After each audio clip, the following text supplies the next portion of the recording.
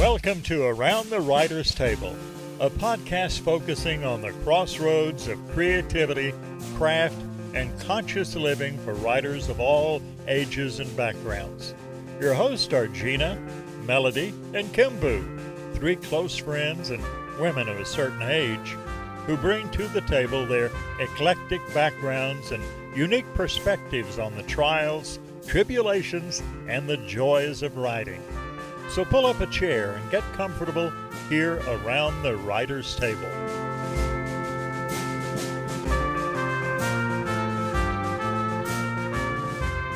Hey y'all, it's Kimbu. Welcome back to Around the Writer's Table. This is episode 20. We are coming back around to the creativity cycle. This is the next stage. It's called releasing. We're going to go into a lot of detail on that. If you have no idea what I'm talking about, please go back to episode 19. We go in a lot more detail over what the creativity cycle is. It's a method that Gina has come up with and refined to help authors work their way through the cycles of creativity. So as I said, we're going to be talking about the next stage in that, which is releasing.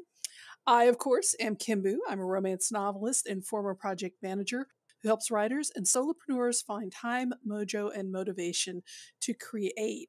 I am here with my lovely co-hosts. We're all awake, which is a triumph. It's been a long week for all of us, I think. But Gina, want to give yourself a little bit of a shout out? Sure. I'm Gina Edwards. Glad to have you listeners here with us today. I am passionate about supporting women and finding their voices, particularly on the page. I'm a creativity coach and editor.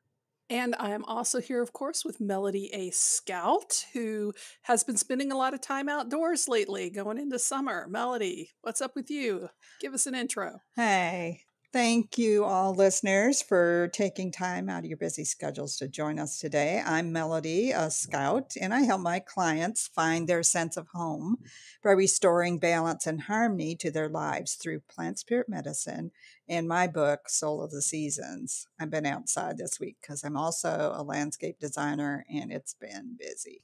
Busy, yeah, because we're here in North Florida and we're starting to go into summer and things grow riotous around this time of year. Whee! So since we are talking, yeah, no, rain, weeds, like all of it. Yeah, my dog, we just got out of what I call the briar season because the briars have been coming up and getting stuck in my dog's very cottony fur. So I'm glad to see those grow away and my dog not stopping every 3 feet to gnaw on her paws. But okay, that's enough about my dog. I could talk about her the whole time. We are here to talk about the creativity cycle, the next stage, which is release. So Gina, come on in and give us a little bit more about what this is and how it affects writers in our creative life. So the creative cycle is something that is a result of the work that I have done both on myself and with my clients through editing and creativity coaching, and just sort of seeing the things that we experience as writers, the way that we navigate the creative process in both elegant and not so elegant ways, the trials and tribulations and all of that. We went into sort of a overview of the 10, what I call stages of the cycle. There are 10 stages, but they're not necessarily experienced by the creator or the writer in any particular order. There are certain stages that just naturally lead to others, and so that's sort of the order that we're speaking about them in. And so we did an overview of the cycle in episode 18. And then our last episode, 19, we did a discussion of inner disquiet. That's the first stage. I got that wrong on the intro. Oh, that's okay. I said 19 was the overview. So yeah, 18 is the overview. 19 is carrying inner disquiet. I stand corrected. No problem. So on the episode 18, where we talk about the overview, and also with each of these stages that we're going to be talking about, there is a graphic that lists out all the stages. So if you want a little kind of follow along with us, you can download that image, and then each one of the stages is going to have its own worksheet. So the last time we talked about inner disquiet, and this episode we're going to go into the next stage, which I call releasing. And in a nutshell, it is basically a willingness to do something about the inner disquiet. But in order to give some reference point for our maybe for our new listeners and a reminder for those of you who did hear the last episode, I want to talk a little bit about inner disquiet. So that stage comes from an unsatisfied creative longing. So it's this urge to create that hasn't been answered, and it can show up in several ways. So we talked in the last episode about feeling the disquiet, but not necessarily being fully aware of the source. And I told a little story in episode 19 about my husband recognizing it before I did. So you can go back and listen to that if you'd like. Another way that the inner disquiet shows up is when we have maybe an idea or a specific project that we want to work on, but life won't let it happen. And so we know that we want to create, but we can't. There might be, a death in the family, a birth, a new job. So the inner disquiet can show up in those two ways, but there's actually a third variety of discomfort. And that's when we know consciously that we have this unfulfilled creative urge and we have a project or an idea and we could do something about it, but we don't. And we might even use life in air quotes as our excuse not to. So that particular variety of discomfort is when the releasing stage can be the most helpful. So what does releasing mean? Releasing is, like I said, a willingness to do something about the discomfort. It can be a releasing of resistance, which is a big thing in that third scenario I mentioned, where we've got the project and we know we want to do it, but we don't.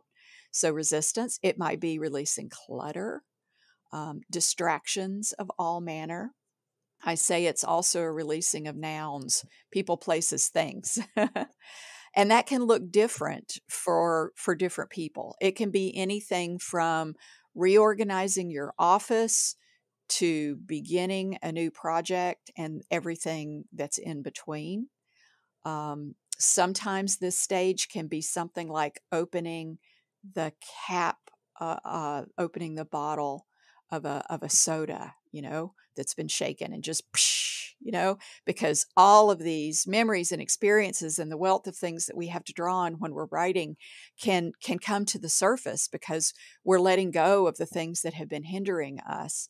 And we may still have a lot of craft left to be learned, but there's this just excitement about all the possibility. And sometimes it can be a really heady stage, especially if you're a new writer and all these things are coming up for you. And even if you're an experienced author, the excitement of a new project. So it can be this stage can feel a lot like falling in love sometimes. If the person That's kind of a neat way to put it. Yeah. It's really a very heady stage. It can be when we are not, this is a little ironic, when we're not resistant to the releasing. Mm-hmm. Mm-hmm. If the person has been in this creative process before, sometimes this stage might get skipped. And I'm not going to say a whole lot about that yet. It'll probably come up organically in the rest of our conversation.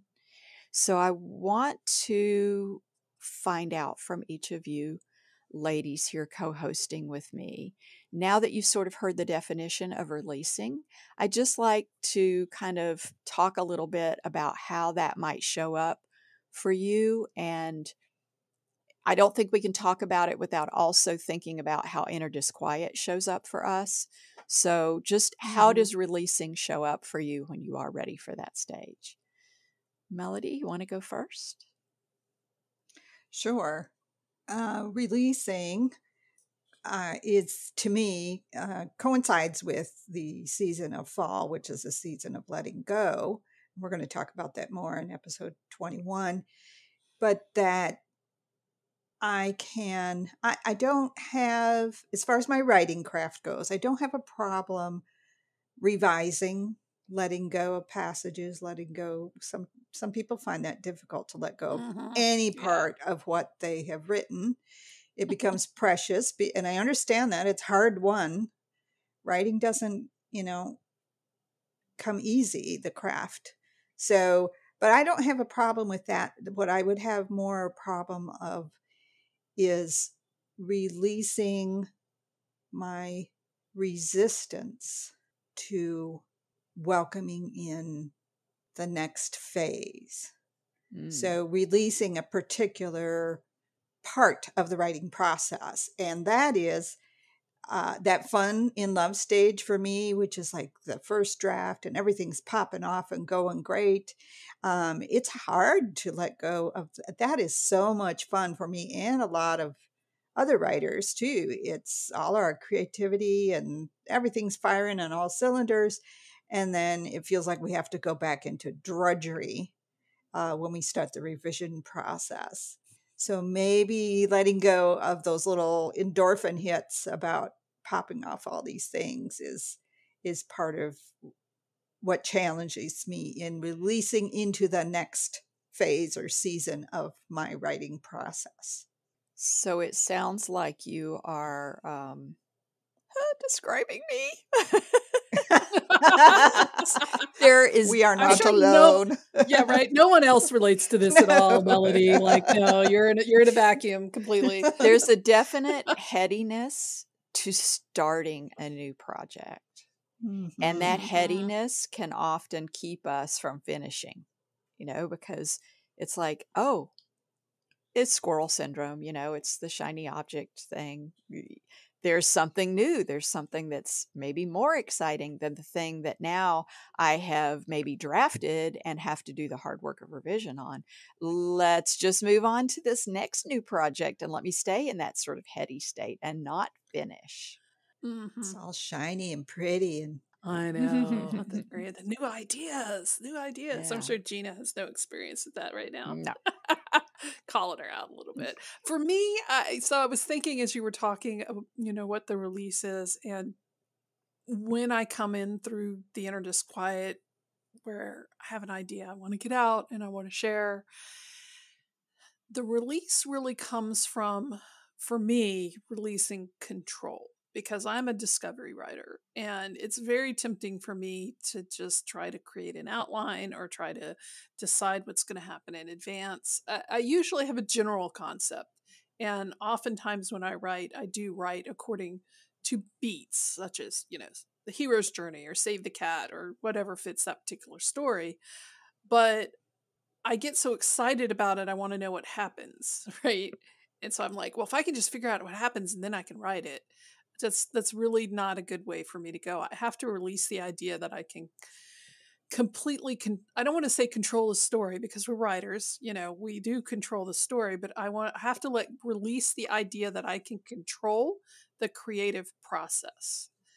Because even if I'm following beats, even if I have an idea of how the story is going to end, I need to just rely and trust my instincts as a writer for that first draft, to just follow it through and stop trying to like micromanage myself, Mm. which is ironic. I do not relate well to micromanaging in any context from anybody, and yet I do it to myself most of all. Like, I don't get it. What are brains? But but when it comes to releasing, that's what I was thinking of. It's like releasing my control over the creative process. That's where releasing is tough for me. So, do you have any tactics for, because you're obviously fully consciously aware of this need to release that? Do you have any tactics to help you get over that, to lean in? We've yeah, we've talked recently. Gina and I have had a couple of conversations about bravery and courage. And one of the things that my father always taught me, he was an Air Force officer, and he flew in World War II and Korea and Southeast Asia, aka Vietnam. And one of his things was, feel the fear and do it anyway. Mm-hmm. And so one of the things is when I'm really getting into that stage where I'm holding myself back because I'm trying to control what the output will be, I really just have to, sternly talk to myself and say, you can do that, but first write 500 words of the next scene. Mm. I give myself permission to exercise that control, but I'm like, okay, do that later. Right now, write 500 words of the next scene. And I'm not saying that always works, but sometimes that really helps me get over the hurdle of trying to like throttle the process. It's just like, Mm-hmm. okay, you can do that, Yeah. but first. Yeah. Yeah, that really reminds me. I can relate to that, Kimbu, because I I find myself trying to force either the storyline or the character because I Mm. came up with this idea in the beginning about this is how my characters are going to be, this is how the story's going to go. And then, midway through, I just realized that in the novel I'm working on, midway through, like, yeah, that's a great idea, but that's not going to work in this story. So now what are you going to do? So I I don't know what I'm going to do yet about it, but I at least come to the spot that I'm not shoehorning this particular story passage into my story. And I think I kind of want to cycle back to as well, Melody, when you're talking about having to release some of the ideas that you had, because my latest release, which is what I'm releasing on my subscription platform right now, is The Queen's Re, and it's a fantasy romance, a polyamorous fantasy romance. And the instigation for that story was a scene, a very dramatic scene. I'm not going to be spoiler in case there's 0.01% of our audience wants to go read it, but it was a very dramatic scene. It was on a beach. It was in the middle of a war, and it was just super dramatic. And that was the first scene I wrote. And then when I actually got to that scene in the course of writing the story, it did not fit at all. Mm. Like nothing of that scene lived in that story anymore. And I had to let go of it. I just had like there was no place to put it. There was nothing I could do with it. The big dramatic, moment that I had created and crafted for the story as I wrote it needed to be different. And so, yeah, that one hurt. I had to release that one, and it's still sitting on my hard drive somewhere, but I can't use it anywhere. It's just not, there's nothing for it. Accepting that scene was the spark. That's true. It really was the spark. It was the idea, and it was 2,000 words of a great scene, Mm-hmm. but I had to let it go. I had to release it because it just Mm. didn't fit the story that I ended up writing. Yeah. Well, and that shows us how inner disquiet cycles around again, Mm, because even though we have this great idea from the beginning, it's like, yeah, it's not happening. Our mm-mm. characters are like, nope, that's not going to happen in this story. Maybe another story, but not this one. Mm-hmm. Mm-hmm. So I know that for me, one of the things that I have to guard in this stage, one of the things I have to pay attention to, is releasing clutter. In order for me to open the floodgates of creativity, in order for me to step into the process, clutter is a big barrier. And What do so, you what do you what do you what is clutter for you in that situation? can I show you a picture of my desk? Okay, Gina, you're going to take a picture of your desk and we're going to put it on the website when we post this episode. Oh Oh shit! my. Yeah, do we all have to do that? I think we might all You have know to do what? it. We all have to do that. Let's Yes, not I put think Gina on the so. spot. We Yeah, will Thank all you. have to take a picture of our desks and when we talk about clutter. So when Yeah. yeah. listeners, they can have a visual guide to I do exactly what we mean. I do have to say that I have a great excuse. I've been planning for this writing retreat that we just completed. And so everything was a whirlwind before I left. But honestly, to come back to that, wanting so desperately after having spent 5 wonderful days at the beach with women writing, wanting to stay in that writing mode, but I have all this clutter around me. So I really do, Mhm. I do consider it a releasing when I reorganize, when I get everything into a more orderly state. My mind is more orderly. And so over the Mhm. next few days, I will be releasing the clutter so that I can make room for my muse to step in its place. Especially coming back from the beach house, because if listeners don't know, Gina does these retreats regularly, and it's at a beautiful beach house at a place here in Florida called St. George Island, and it's just so peaceful, and you can hear the waves, and it's just, yeah, I can imagine coming back to your cluttered Mhm. desk. It's just culture shock Yeah. at this It's point. it's a very orderly place. It's very very uncluttered and spacious, and that's like the opposite of what my office is right now.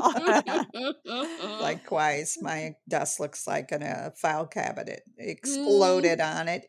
And I will agree that the I can actually have a fair tolerance for some clutter and still be able to function and get some stuff done. But there's a point like that. It's like, no, no, it just makes my brain hurt to look at it. Mhm. Mhm. And because I think the mind wants to go, oh, that all of that needs your attention. And I don't have the bandwidth to give it all my attention. And Yeah. so then I probably, eat chocolate and go watch Netflix for a couple of hours. But it does that all calm, that clean orderliness calms the mind. Mhm. Mhm. Yeah, it And does. yeah, which is helpful to me. So So thinking about our nouns, the people, places, and things, are there any other things that in order to make way for the muse, in order to fully step into the creative process that you feel like you have to release? Anything else come to mind? That's a good question. I'm single. I live alone. I don't really have anybody in my space, which I think a lot of other writers have to deal with, whether it's a spouse, other family members, children, or heaven forfend, they're college students living in a dorm room or something awful like that.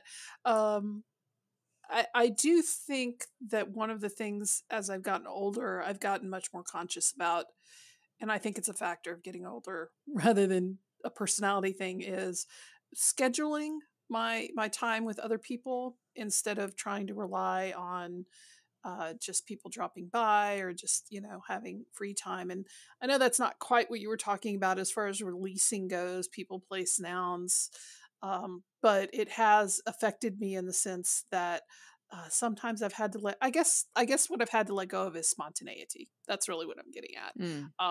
I need time to write. I need time to be creative, and just saying, well, I'll go hang out with friends, or I'll just work on this project, or do this, and then eventually I'll get around to writing. Yeah. Spontaneity is something I've had to let go of in that sense. I can't just wait till I'm in the mood. I have to schedule my writing. Yeah. you can schedule spontaneity, It's which true. seems moronic. But I find if I don't schedule myself the time and space to have that downtime, to Mm, talk with friends, to renourish myself and do self-care, I there's nothing that bubbles up. The new creativity doesn't come because it's just I'm always just juggling balls in the air, keeping them all going all at the same time. And that's that no makes sense. space for creativity. So, scheduling time for that is, for me, I have to put it in pen on my calendar because I'll often, like, I'm too busy. I can't do that now. But it just nourishes me every time I'm reminded how much that nourishes me. So it sounds to me like both of you are describing in slightly different ways the need to release overscheduling ourselves. Mm. Yeah. Well, Yeah. ding, ding, ding. Yeah, it's uh, and yeah. in conjunction with that, right now, my pay the rent business, my landscape design business, is going balls to the wall, and I am grateful for that. I'm liking that income. I love my clients. It leaves little to zero time for creativity as far as my writing goes. But I had to be okay with that because it is a seasonal thing. And soon it's going to lighten up, and I just need to put my attention on that when I'd rather be, writing and doing all that fun stuff. So I have to be okay that my schedule is what it is for right now. Okay. That makes sense. Yeah, that makes a lot of sense. Knowing what you need when you need it, what you need to do when you need to do it. That's the definition of self-care. Self-care. So to kind of bring us full circle, one of the early things I mentioned about releasing was resistance, and Melody mentioned this, and resistance has been a huge one for me, and I have found a lot of really great advice in a book by Stephen Pressfield called The War of Art. So we will put that in our show notes. But that's one, listeners, if you have not investigated, it's a very short book. You can almost read it in one sitting. But for me, the usefulness of it has been having it close by and just being able to randomly open up a page and read an entry from time to time when I'm sort of feeling that resistance come up. I highly recommend as well. That's same here. I like the way he kind of anthropomorphizes resistance, which you may or may not believe that it's a real energy, but as a distinct thing, like a demon or something. But it really helps. His approach to it really helps, I think, not solidify, but helps show how we do have power over it. Because resistance can be so insidious, right? But it is in a lot of ways an internal demon. Ooh, what a great writing exercise. I do this in plant spirit medicine a lot with people. If there is an issue or problem or particular state of mind that you've had some resistance around or difficulty with, create a being. So if you're like a character. Yes. Yep. A character. If releasing is a character, what does it look like? How does it stand? What is its attitude? And make this specifically to you in your life. What does this look like? How does it move through my life? What does it have to tell me? What do I need to tell it? That is a really cool exercise. I like and that. Can get a way to not only understand, but maybe connect more with our motivations and our desires around releasing. So I know that we're going to have worksheets on each of these stages. And what we're going to do as far as the structure of our discussion about the stages is that we will focus on the particular stage in the creative cycle, and then in the next episode we're going to relate that particular stage that we just talked about to the seasons, which we've discussed in previous episodes with Melody, and we will refer you back to the relationships that these stages have to the seasons. So I'm suggesting, Melody, that you and I get together to talk about the worksheet for episode 21, which is our next one upcoming, and see how we can incorporate that exercise that you just talked about into the worksheet. I love that. Yeah. And that sounds like a great idea to wrap up on for this episode. What are we doing? So we're doing, for the next episode 21, we're doing releasing, we're talking about the season. And then, so what's the next stage after that, Gina? The next stage after that, which we're going to be talking about in episode 22, is called emulating and mirroring. And this, in a nutshell, is basically when we look to our mentors for inspiration and for learning. It's very much a muscle building and beginner's mind stage. And we'll talk about the good and the bad of that, the challenges and the feel good parts as well. So that will be the next stage that we'll talk about in episode 22. But first, before we go into episode 22, we will have episode 21, which is our next one. And in that episode, Kimbu and I are like, what happened to 21? Okay. I thought she already talked about 20. I don't know. Whatever. Yeah. It's as we told everybody, it's been a long week because it's been a long week for all of It's us. all But yes. good. So, yeah. So, listeners, join us for episode 21 when we're going to touch again on releasing, but in the context of the seasons, which is Melody's specialty. Mhm. So, I'm looking forward to that. And just as a reminder, we'll have a worksheet for this particular stage, along with this episode and the show notes and the transcripts on our website, which is aroundthewriterstable.com. And you can listen to old episodes there as well. We hope you'll join us there. Thanks for joining us around the Writer's Table. Please feel free to suggest a topic or a guest by emailing info@aroundthewriterstable.com. Music provided with gracious permission by Langtree. A link to their music is on our homepage at aroundthewriterstable.com. Everyone here around the Writer's Table wishes you joy in your writing and everyday grace in your living. Take care until next time.